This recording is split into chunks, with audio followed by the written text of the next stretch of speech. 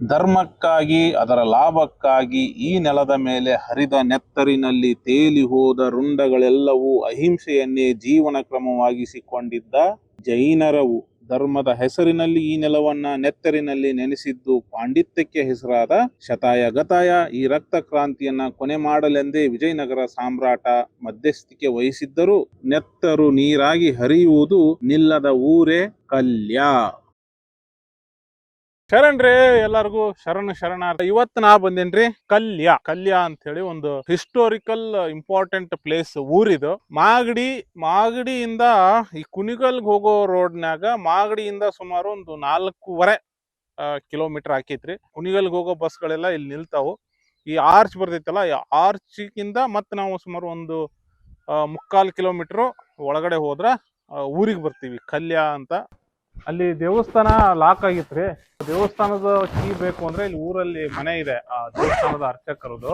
ಅವ್ರನ್ನ ಕೇಳಿದ್ರೆ ಕೊಡ್ತಾರೆ ಅಂದ್ರು, ಅದಕ್ಕೆ ಬಂದೆ. ಬೇಕು ಅಂದ್ರೆ ಕೀ ಕೊಡ್ತಾರೆ, ಹೋಗಿ ನೋಡಿ ಮತ್ತೆ ಆ ಕೀನ ಹ್ಯಾಂಡ್ ಓವರ್ ಮಾಡ್ಬೇಕು ಮನೆಯವ್ರಿಗೆ ತಂದು. ಹೋಗೋಣ, ಕೀ ಇಸ್ಕೊಂಡು ಹೋಗೋಣ. ಕಲ್ಲೇಶ್ವರ ದೇವಸ್ಥಾನದ್ದು ಈ ಊರ್ ಹೊರಗ ಒಂದು ಸಣ್ಣದೊಂದು ಬಂಡೆ ಐತಿ. ಆ ಬಂಡೆಗೆ ಈಗ ನಾ ಬಂದಿನಿ. ಇಲ್ಲಿ ಇಂಪಾರ್ಟೆಂಟ್ ಪ್ಲೇಸ್ಗಳದಾವು. ಈಗ ನಾನೀಗ ಇಲ್ಲಿಗೆ ಬಂದು ಇಲ್ಲಿದ್ದ ಬಲಗಡೆಗೆ ಹೋಗ್ಬೇಕು. ಬಲಗಡೆಗೆ ಹೋದ್ರೆ ಅಲ್ಲೊಂದು ಕಲ್ಲೇಶ್ವರ ದೇವಸ್ಥಾನ ಅಂತ ಸಿಗ್ತೈತಿ. ಅಲ್ಲೇ ಒಂದಿಷ್ಟು ಇಂಪಾರ್ಟೆಂಟ್ ಪ್ಲೇಸ್ ಅದಾವು, ಹೋಗೋಣ. ಈ ಸ್ಥಳ ಕಣ್ವ ಮಹರ್ಷಿಗಳು ತಪಸ್ಸು ಮಾಡಿದ್ದು ಸ್ಥಳ ಮತ್ತ ಕಣ್ವ ನದಿ ಉಗಮ ಸ್ಥಾನ ಅಂತ ಕೂಡ ಇಲ್ಲಿನ ಜನರ ನಂಬಿಕೆ. ವಿವಿಧ ಶಿಲಾಶಾಸನಗಳಲ್ಲಿ ಈ ಊರನ್ನ ಕಲ್ಲೇಹ ಕಲೆಯ ಉಲ್ಲೇಖ ಮಾಡಲಾಗೈತಿ. ತಾರಾಚಲಕ ಕಲಾವತಿ ಪಟ್ಟಣ ಎಂಬ ಬೌದ್ಧ ಕೇಂದ್ರ ಕೂಡ ಇದಾಗಿತ್ತು ಅನ್ನೋ ಉಲ್ಲೇಖಗಳು ಅದಾವು. ಬೌದ್ಧ ಕೇಂದ್ರ ಇದಾಗಿತ್ತು ಅನ್ನೋದಕ್ಕ ಕೆಲವು ಅನುಮಾನಗಳು ಇವೆ. ಆದ್ರೂ ಕೂಡ ವೀರಶೈವರು, ವೈಷ್ಣವರು ಮತ್ತು ಜೈನ ಧರ್ಮಗಳ ಪ್ರಧಾನ ಕೇಂದ್ರ ಇದಾಗಿತ್ತು. ವೈಷ್ಣವರು ಮತ್ತು ಜೈನರ ಮಧ್ಯ ಇಲ್ಲಿ ಒಂದು ರಕ್ತ ಚರಿತ್ರಣ ನಡೆದು ಹೋಗೈತಿ. ಮುಂದೆ ಅದ್ರ ಬಗ್ಗೆ ಹೇಳ್ತೀನಿ, ದಯವಿಟ್ಟು ವಿಡಿಯೋನ ಪೂರ್ತಿ ನೋಡಿ. ಇಲ್ಲಿ ಕಾಣಿಸ್ತಲ್ರಿ, ಅದೇ ಕಲ್ಲೇಶ್ವರ ದೇವಸ್ಥಾನ.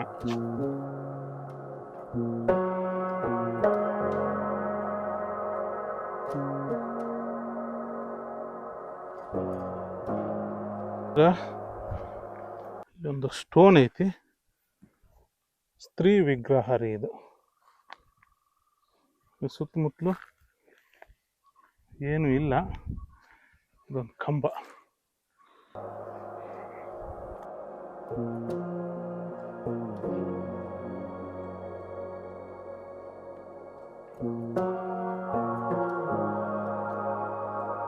ಚನ್ನಬಸವ ಪುರಾಣದ ಪ್ರಕಾರ ಕನ್ನಡ ಮತ್ತು ಸಂಸ್ಕೃತಿ ತೆಲುಗು ಖ್ಯಾತಿ ಸಾಹಿತಿಯಾದಂತಹ ಫಲಕುರ್ಕಿ ಸೋಮನಾಥ ಅವರು ಇಲ್ಲಿ ವಾಸವಾಗಿದ್ದಂತಹ ಸರ್ವಶೀಲೆ ಚೆನ್ನಮ್ಮಾಜಿ ಅವರನ್ನ ಭೇಟಿ ಮಾಡಕ್ ಬಂದು ಕಾಯಿಲೆಗೆ ತುತ್ತಾಗಿ ಇಲ್ಲೇ ಮರಣವನ್ನು ಹೊಂದುತ್ತಾರಂತ. ಇದೇ ಫಲಕುರ್ಕಿ ಸೋಮನಾಥ ಅವರ ಸಮಾಧಿ.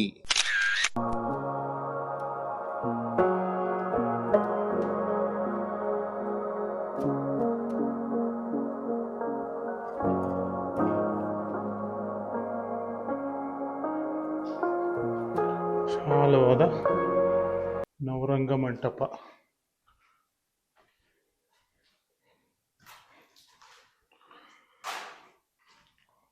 ಇದನ್ನ ನೋಡ್ಕೊಂಡು ನವರಂಗ ಮಂಟಪದಿಂದ ಒಳಗ ಬಂದ ಮೇಲೆ ರೀ, 2 ಬಂಡೆ, ಅದ್ರ ಮಧ್ಯೆ ಒಂದು ವಿಶಾಲವಾದ ಕೇವ್ ಐತಿ, ಗುಹೆ ಐತಿ. ಆ ಗುಹೆ ಒಳಗಡೆ ದೇವಸ್ಥಾನ, ಕಲ್ಲೇಶ್ವರ ದೇವಸ್ಥಾನ. ಬಟ್ 2 ಬಂಡೆಗಳ ಮ್ಯಾಗ್ರಿ ಶಿಲಾಶಾಸನಗಳನ್ನ ಕೆತ್ತನೆ ಮಾಡ್ಯಾರ. ಇಲ್ಲೊಂದೈತಿ, ಇಲ್ಲೊಂದೈತಿ. ಇದೊಂದು ಸ್ಪಷ್ಟವಾಗಿ ಐತಿ, ಇದೆಲ್ಲ ಅಳಿಸ್ದಂಗೈತಿ. 1512ರಲ್ಲಿ ವಿಜಯನಗರದ ಅರಸ ಕೃಷ್ಣದೇವರಾಯ ಈ ಕಲ್ಲೇಶ್ವರನಿಗೆ ಕಲಿಗಣನಾಥ ಅಂತ ಹೆಸರಿಂದ ಕರೆದಿದ್ದ.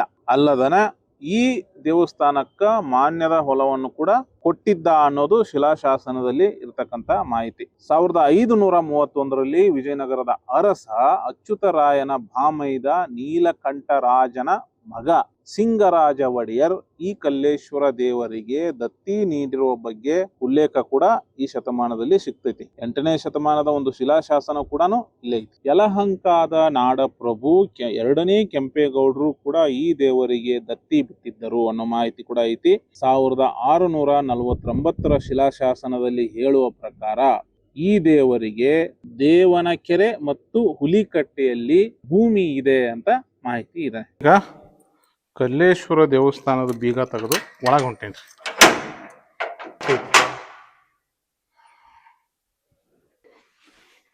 ದೇವಸ್ಥಾನದ ಲಲಾಟ ಗಜಲಕ್ಷ್ಮಿಯ ಫೋಟೋ ಐತಿ.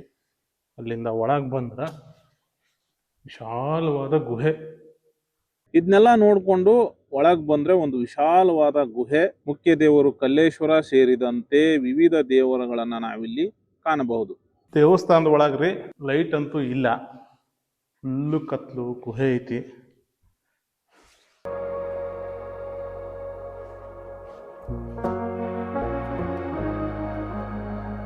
ಬಾಗಿಲಿಂದ ಒಳಗಡೆ ಎಡಕ್ಕೆ ಬಂದ್ರೆ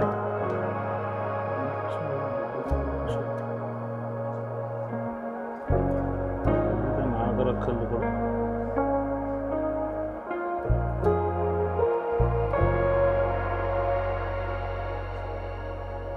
ಇದು ಬುದ್ಧನ ವಿಗ್ರಹನ ಅಥವಾ ಜೈನ ತೀರ್ಥಂಕರನ ಮೂರ್ತಿನ ತಲೆನ ಶಿರಾನ ಅನ್ನೋದು ಸ್ವಲ್ಪ ಕನ್ಫ್ಯೂಸ್ ಇದೆ.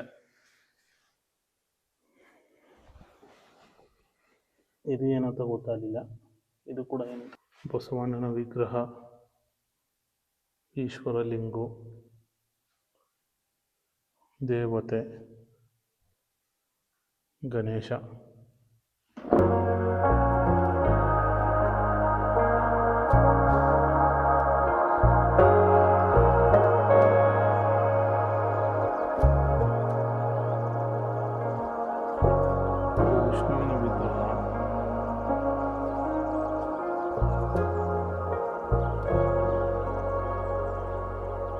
ಬಸವಣ್ಣ,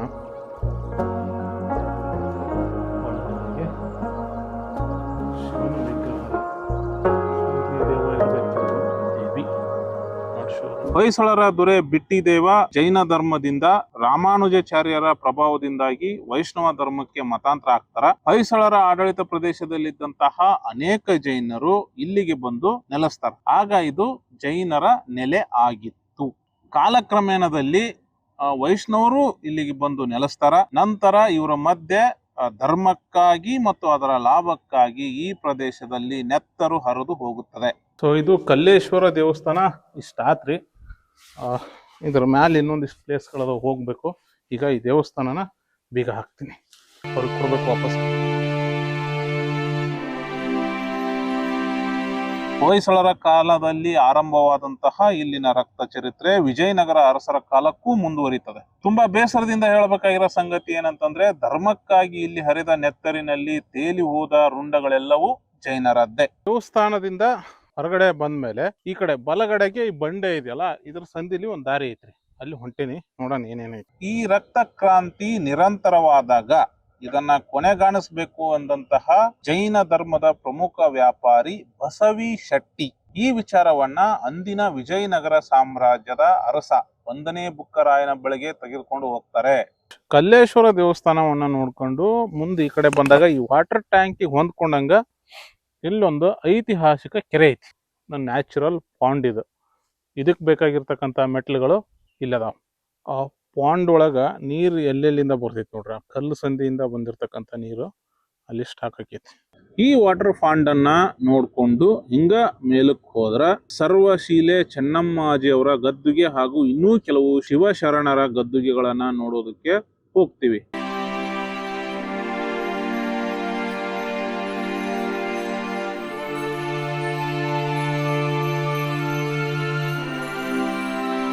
ಸಂಗಮಠ ದಿನಾಂಕ 17 ಜುಲೈ 1368ರಂದು 1ನೇ ಬುಕ್ಕರಾಯ ಕಲ್ಯಾದ ಜನರು ಸರ್ವಧರ್ಮವನ್ನ ಅನುಸರಿಸಿಕೊಂಡು ಹೋಗಬೇಕು ಅಂತ ಹೇಳಿ ಆಜ್ಞೆ ಮಾಡ್ತಾನ.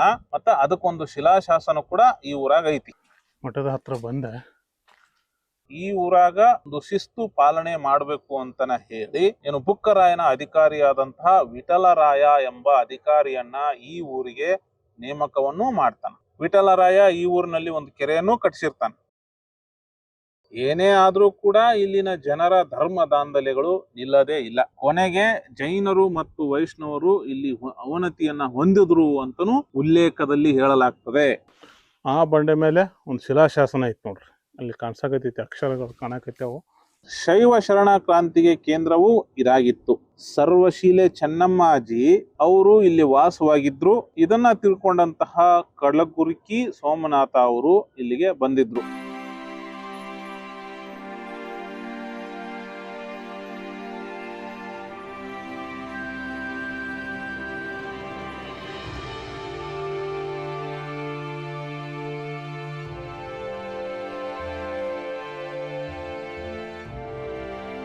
ಐತಿ.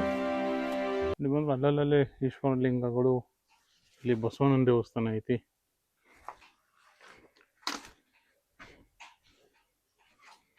ಇಲ್ಲೂ ಕೂಡ ಒಂದು ಬಸವಣ್ಣನ ದೇವಸ್ಥಾನ.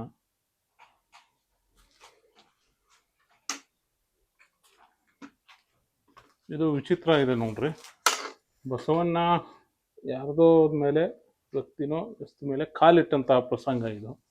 ಬಂಡೆಗಲ್ಲಲ್ಲಿ ಕೆತ್ತನೆ ಮಾಡಿರ್ತಾರೆ.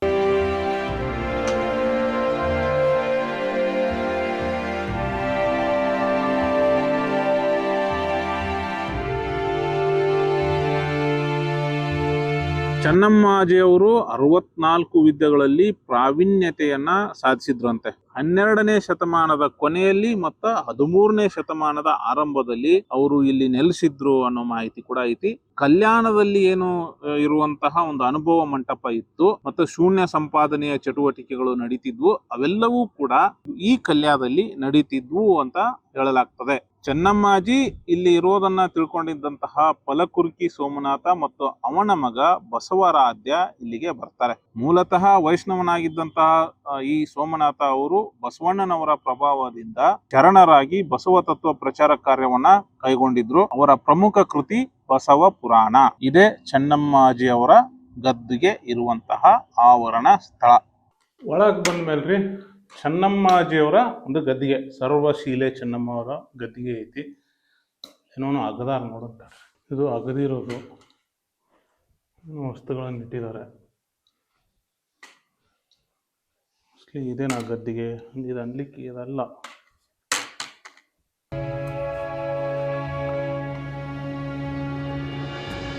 ಒಳಗಡೆ ಒಂದು ಗುಹೆ ಇದೆ.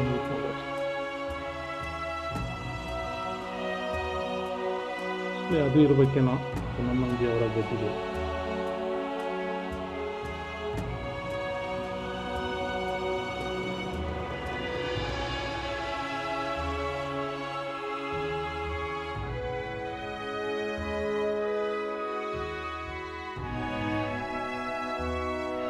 ಈ ಮಂಟಪದ ಸುತ್ತಲೂ ಕಂಬಗಳ ಮೇಲ್ರಿ ವಿವಿಧ ಉಬ್ಬು ಶಿಲ್ಪಗಳದಾವ.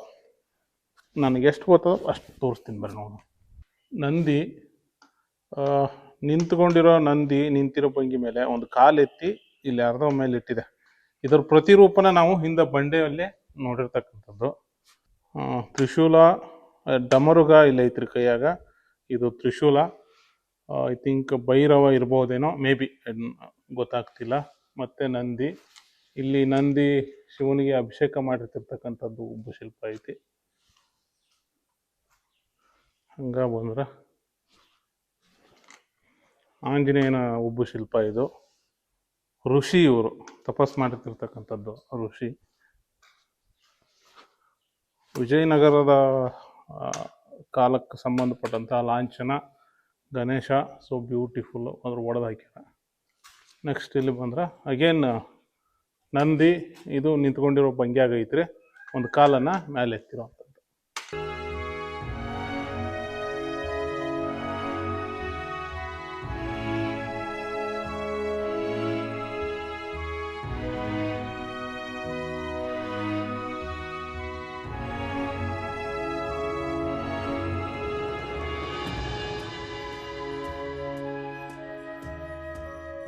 ಅಲ್ಲಿ 2 ಗದ್ದಿಗೆ ಅದಾವ ನೋಡ್ರಿ. ಅವು ಶರಣರ ಗದ್ದಿಗೆನ ಇರ್ಬೇಕು ಅವು.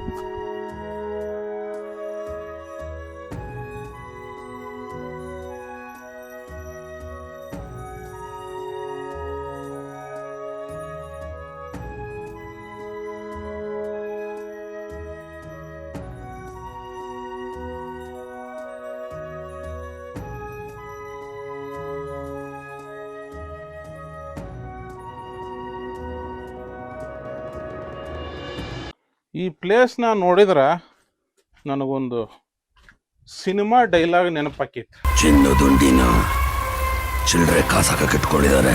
ಯಾಕೆ ಆ ಮಾತು ಹೇಳಕತ್ತೀನಂದ್ರ, ಕುಟುಂಬ ಸಮೇತರಾಗಿ ಬಂದು ಈ ಸ್ಥಳದಲ್ಲಿ ಸಮಯ ಕಳಿಬಹುದಾದಂತ ಒಂದು ಐತಿಹಾಸಿಕ ಸ್ಥಳ ಇದು. ಎಲ್ಲಿ ಬೇಕಲ್ಲಿ ಕಸ ಬೆಳೆದು ನಿಷ್ಕಾಳಜಿಗೆ ಒಳಗಾಗೈತಿ. ಊರವರು ದಯವಿಟ್ಟು ಮನಸ್ಸು ಮಾಡಿದ್ರ ಈ ಜಾಗವನ್ನ ಒಂದು ಒಳ್ಳೆ beautiful tourist, family oriented tourist place ಅನ್ನ ಮಾಡ್ಬೋದು. ಇನ್ನ ಈ ಊರಿನ ಇದಿಷ್ಟು ಇಂಪಾರ್ಟೆಂಟ್ ಪ್ಲೇಸ್ಗಳ್ರಿ. ಅಲ್ಲೊಂದು ಮಾನಸ್ತಂಭ ಕಾಣಿಸಕತೈತಿ ದೂರದಾಗ, ಅಲ್ಲಿಗೆ ಹೋಗ್ಬೇಕು. ಇನ್ನ ಊರೊಳಗೆ ಒಂದಿಷ್ಟು ವೀರಗಲ್ಗಳದಾವಂತ, ಅವು ಏನದಾವೋ ಇಲ್ಲೋ ಗೊತ್ತಿಲ್ಲ, ನೋಡೋಣ, ಹುಡ್ಕೊಂಡು ಹೋಗ್ತೇನ್ರಿ. ಈಗ ಕೆಳಗಿಳಿ ಹಾಕತೀನಿ. ಅಲ್ಲಿದ್ದ ಬಂದ ಮೇಲೆ ನೋಡ್ರಿ, ಇಲ್ಲೊಂದಿಷ್ಟು ಕಲ್ಲುಗಳದಾವು, ಪೌರಾಣಿಕ ಕಟ್ಟಡದ ಕಲ್ಲುಗಳಿವು ಒಳಗೆ ಹಾಕ್ಯಾರ.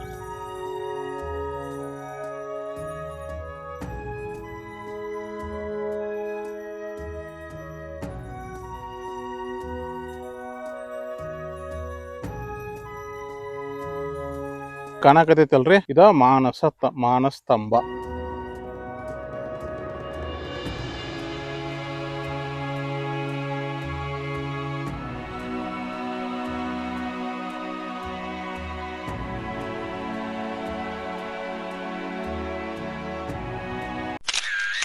ಸಿಕ್ಕಂತೆ ಸಂಚಾರ ಯೂಟ್ಯೂಬ್ ಚಾನೆಲ್ ನ ಸಂಪರ್ಕ ಮಾಡಬೇಕಾದ್ರೆ, ನಾನೇನಾದ್ರೂ ಮಾಹಿತಿ ಬಿಟ್ಟು ಹೋಗಿದ್ರೆ ಅಥವಾ ಇನ್ನ ಏನಾದ್ರೂ ಮಾಹಿತಿ ಇದ್ರೆ ಈ ಕೆಳಗಿನ ವಾಟ್ಸಪ್ ನಂಬರ್ಗೆ ಮೆಸೇಜ್ ಮಾಡಬಹುದು. ನಿಮ್ಮೆಲ್ಲ ಸಲಹೆ, ಸಹಕಾರ ಮತ್ತು ಸಹಾಯಕ್ಕೆ ಮುಕ್ತ ಸ್ವಾಗತವನ್ನ ಕೋರುತ್ತೇವೆ. ಶಾಲಾ ಆವರಣದ ಒಳಗ್ರಿ ಒಂದು ವೀರಗಲ್ಲು ಮತ್ತು ಒಂದೆರಡು ಶಿಲಾಶಾಸನಗಳದಾವು, ತೋರಿಸ್ತೀನಿ ನೋಡ್ರಿ. ಇದು ಶಿಲಾಶಾಸನ ರೀ. ಮ್ಯಾಲೆ ಶಿಲಾಶಾಸನದ ಮ್ಯಾಲೆ ನೋಡ್ರಿ, ಒಬ್ಬ ವ್ಯಕ್ತಿ ಹುಲಿಯನ್ನ ಕೊಲ್ತಿರ್ತಕ್ಕಂಥದ್ದು ಒಂದು ಶಿಲಾಶಾಸನ. ಅದ್ರ ಪಕ್ಕದಾಗ ಅದೇ ರೀತಿ ಇನ್ನೊಂದು ಐತಿ ನೋಡ್ರಿ, ಶಿವನಿಗೆ ಪೂಜೆ ಮಾಡಿರ್ತಿರ್ತಕ್ಕಂತಹದ್ದೊಂದು ಆಕೃತಿ.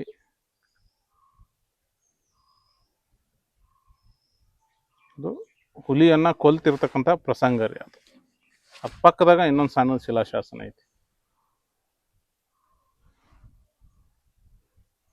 ಇದೇ ನೋಡಿ ವಿಠಲರಾಯ ನಿರ್ಮಾಣ ಮಾಡಿದಂತಹ ಕೆರೆ. ಸಾವಿರಾರು ವರ್ಷಗಳ ಇತಿಹಾಸ ಇರೋ ಈ ಕೆರೆ ಇಂದ ಅನಾಥವಾಗಿ ಬಿದ್ದೈತಿ. ಸ್ಟಾರ್ಟ್ ನೋಡ್ರಿ ನಂದು ಇವತ್ತಿಂದ ಕಲ್ಯ ವಿಲೇಜ್ ಟೂರ್. ಪ್ಲೇಸ್ ಮಾತ್ರ ಆಸಮ್ ಐತಿ, ಹಿಸ್ಟ್ರಿ ರಿಚ್ ಆಗೈತಿ. ಬಟ್ ಸಾರ್ವಜನಿಕರು, ಇಲ್ಲಿನ ಗ್ರಾಮಸ್ಥರು ಮನಸ್ಸು ಮಾಡಿದ್ರೆ ಇದೊಂದು ಒಳ್ಳೆ, ಆಗ್ಲೇ ಹೇಳ್ದಂಗೆ ಒಳ್ಳೆ ಫ್ಯಾಮಿಲಿ ಓರಿಯೆಂಟೆಡ್ ಟೂರಿಸ್ಟ್ ಪ್ಲೇಸ್ ಮಾಡ್ಬೋದಾಗಿತ್ತು. ಐತಿಹಾಸಿಕ ಕಾಲದಲ್ಲಿ ಕೆಟ್ಟಿದಂತಹ ಈ ಕೆರೆ ಈಗ ಕಾಳಜಿಗೆ ಒಳಗಾಗೈತಿ. ವಾಟ್ ಎವರ್, ಒಂದು ಒಳ್ಳೆ ಅನುಭವ ನನಗಿದು. ಮತ್ತ ಇನ್ನೊಂದು ವಿಡಿಯೋದಾಗ ನಿಮ್ಮನ್ನ ಸಿಗ್ತೀನ್ರಿ. ಅಲ್ಲಿ ತನಕ ನೋಡ್ತೀರಿ ನಮ್ಮ ಯೂಟ್ಯೂಬ್ ಚಾನಲ್ ಸಿಕ್ಕಂತೆ ಸಂಚಾರ. ಜೈ ಕರ್ನಾಟಕ, ಜೈ ಶಂಕ್ರಿ, ಜೈ ಜೈ ಶಂಕ್ರಿ.